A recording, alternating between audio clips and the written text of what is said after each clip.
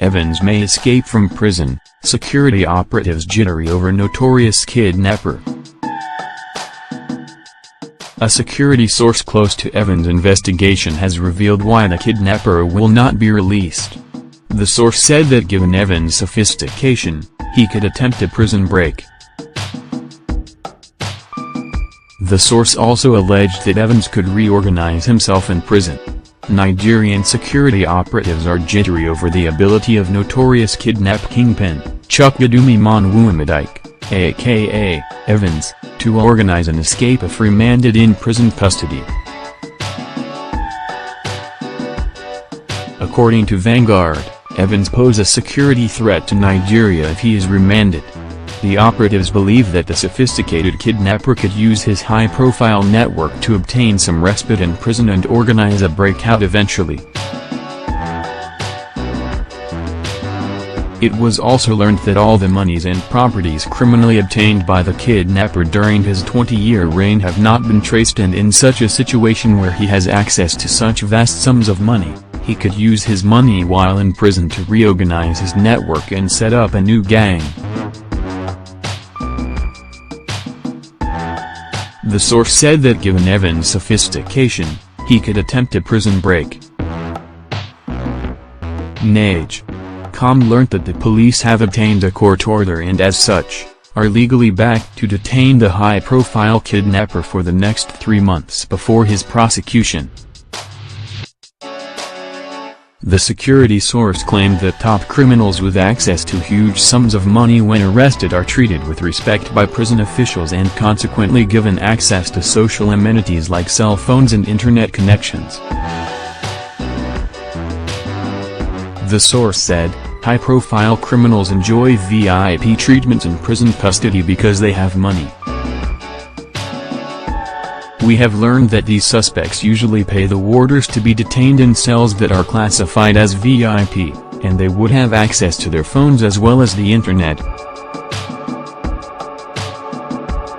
These suspects don't usually feel like they are in prison custody because they enjoy unlimited access to visitors anytime.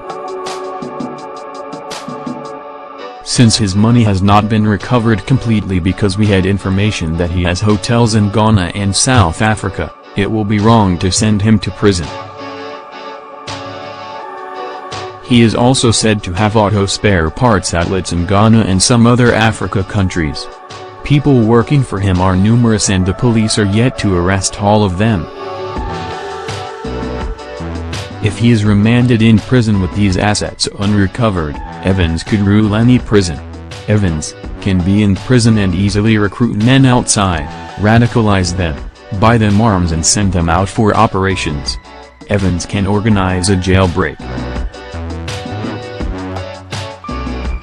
Evans could enjoy the security of the prison and unleash terror on the society. We have seen a lot of criminals like him and they have done same. We have had several cases like that in the past. We had the case of Henry Chibuze, alias Vampire, who kidnapped and killed several persons and was arrested in 2015 by the Department of State Security Service, DSS. While in prison, Vampire sponsored several groups, who carried out kidnappings on his behalf. Having raised enough money, he staged an escape from the prison while he was being taken to court. Luckily for us, he was gunned down a few weeks after his escape. There were also other cases in Abuja and Port Harcourt, Rivers State, recently. Backing his claim that criminals in prisons could still orchestrate crime in the free society, the source highlighted the escapades of suspect in Abuja and Port Harcourt prisons. He said the suspect masterminded several fraudulent attacks while locked up in the prison. When members of the syndicate were arrested, they confessed that their leader was serving in Abuja prison. One of the cases in Port Harcourt saw a detainee operating a massive kidnap gang. The kidnapper had organized several kidnappings before members of his gang were apprehended and he was exposed. Meanwhile, Nage.com had reported suspected billionaire kidnapper, Chukwudumeme Onwuamadike, aka Evans, has again dragged the Inspector General of Police, and 3 others before a federal high court in Lagos, over his alleged illegal detention. In the new suit filed on Thursday, June 29, Evans is claiming $300 million as general and exemplary damages against the police for alleged illegal detention and unconstitutional media trial.